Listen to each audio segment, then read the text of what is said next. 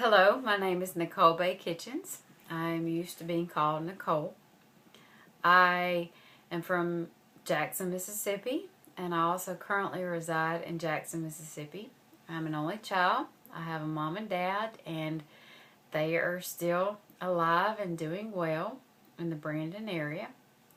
I grew up in Jackson. I graduated in 1991 from high school, attended Hines Community College for 2 years, and enrolled in Mississippi State University in 1993 as a college junior.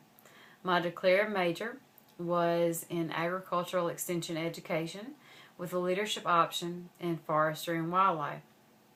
My then career aspirations were to graduate first and foremost with my degree and either obtain employment as an agricultural extension agent or obtain enough hours as a wildlife biologist to work in research and wildlife studies. Those aspirations fell short, however. In 1994, I dropped out of school and moved to southern Alabama. I became employed in the hunting industry. I designed a camouflage clothing pattern and marketed it for several years successfully. During that time, I also farmed and ranched cattle, horses, and trained hunting retrievers and pointers for down game. After 7 years of doing so, I took my operation to the northwest corner of Montana and bought a small ranch in the corner of the Kootenai National Forest where I continued to ranch and farm until it got too cold and I moved back to Mississippi, which was home. Upon doing so in 2000, I became gainfully employed with the U.S. Department of Agriculture, U.S. Forest Service, for the National Forest in Mississippi. I have been employed as an Assistant Fire Management Officer, and my current title is Fire Management Planner, Fire Training and Prevention Officer for the National Forest in Mississippi. I've been doing so for the past 6 years as a fire planner, and my current daily activities include writing land management plans and technical papers that involve the control of wildland fire as well as the application of prescribed fire on our national forest lands. As a prevention officer, I am lucky to speak to educational groups, particularly children and local publics, about the need to control campfires, wildland fires, but also that not all fire is bad, that prescribed fire is good, and when used as an appropriate management tool, we can reduce our fuel loadings in our forest and control wildland fires. I also work as a fire training officer for our forest, where I'm responsible for implementing our yearly fire academy. I also serve on a national Type 1 interagency incident command team that gets dispatched out yearly to respond to and manage Type 1 floods, disasters, hurricanes, tornadoes, and of course wildland fires. My primary position on this team is to serve as the primary training specialist, where I get to work one-on-one as what has been described as a high school guidance counselor for firefighters in my position, but I get to work with fire personnel and firefighters to help them get the quality training assignment that they need while on that incident, sometimes 14 to 21 days at a time, 16-hour days in a stretch, to better advance themselves in their career goals and where they need to be. As our forest training officer and implementing our training academy every year, I've served as a facilitator, a teacher, and an instructor, which means I have to get up in front of large groups of people.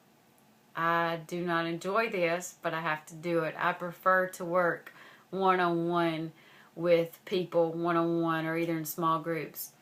As a former wildland firefighter for 11 years, I'm very good at working on teams and working in small groups. I have no problem with the diversity of working with diverse characters. But I see myself not as the leader, but rather as the person who is the follower or sits back and offers advice when necessary. I listen and I observe. I don't take charge as other people would who have more developed leadership skills. I've currently decided to make a career change next month After 11 years of working with the Forest Service, I have accepted a new job with our sister U.S. Department of Agriculture agency, the Natural Resources Conservation Service. I will be starting my career over as a soil conservation technician, where I will be going out and working with land managers and property owners to implement the NRCS practices to their property. Whether those practices are terracing, sloping, farming, installing greenhouses, putting ponds, wells in, managing cattle, crops. Because my passion has always been in agriculture, I'm willing to take the risk at my age and mid-career to start over to pursue my passions. Another reason that I'm starting over with NRCS is that I'm a newlywed of 6 months. I married in November of last year. My new job will be in Starkville, Macon, and Columbus as an NRCS technician, but my husband is employed at Mississippi State University as an associate professor in the College of Forest Products. He is very supportive of my returning to school and completing my degree nearly 20 years later. So I feel like I'm going to have the best of both worlds to A, complete my degree, which I've so longed for all of these years, and B, move over into my passion, which is agriculture, and I couldn't ask for more. This course is required in my curriculum of study. I greatly need to develop my talking points and my skills. I look forward to working with the other students that will be online. I have taken online courses before, which started in January of this year.